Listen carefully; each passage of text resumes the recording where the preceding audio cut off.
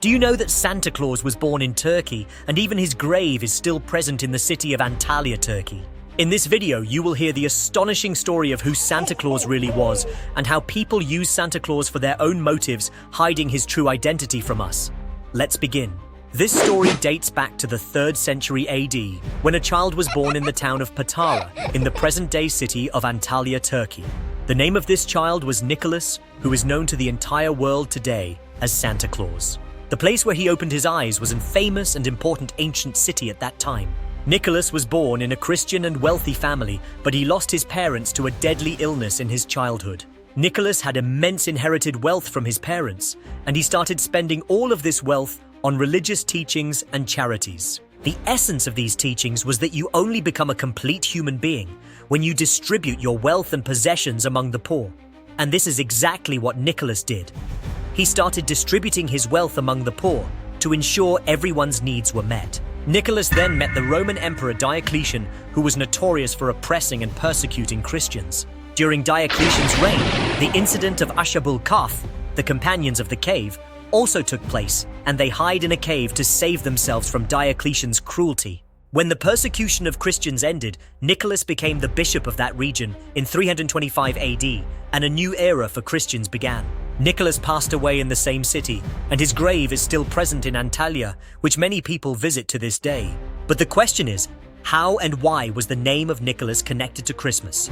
The term Santa Claus emerged after Nicholas's death, and many stories and legends became famous in the West. But at that time, Santa Claus was not associated with Christmas the way he is today. Over time, people started connecting Nicholas with Christmas, and the image of Santa Claus riding a sleigh pulled by reindeer coming to American military camps to distribute gifts became firmly established in people's minds. In 1931, Coca-Cola launched an advertising campaign to increase the popularity and profits of their brand, in which they started depicting Santa Claus drinking Coca-Cola. This image became so famous that Coca-Cola's demand skyrocketed across America and Europe, making it the biggest and most famous brand. Through this advertising campaign, the message was conveyed that Coca-Cola has an important role in people's joys and happiness, and without it, their joys remain incomplete. This same message led to Christmas night, becoming a shopping night, just like Eid night in our country, where people shop in large numbers, whether they understand the real message or not. However, there is another personality whose mention is important in this context, Hazrat Zainul Abidin, who was the grandson of Hazrat Ali, may Allah be pleased with him, and the son of Hazrat Imam Hussein, may Allah be pleased with him. It is famous that when the darkness of the night would descend upon Medina, he would go out into the streets with dirhams and dinars, distributing them, and rations among the poor.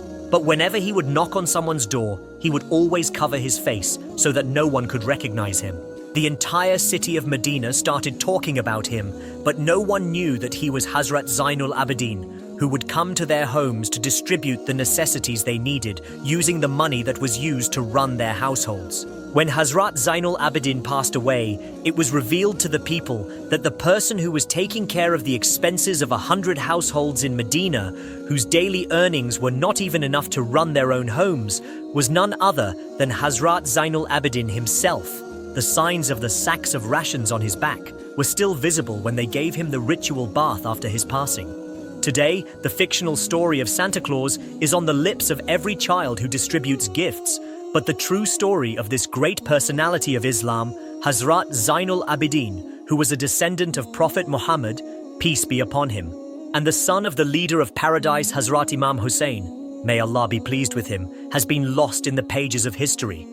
Now it is up to you to decide whether you want to tell your children the fictional stories of Santa Claus or the true story of Hazrat Zainul Abidin. By sharing this information, others can also learn about this great personality of Islam. At the end of the video, please recite Darood Sharif, salutation upon the Prophet, and we will meet in another video. May Allah protect us all.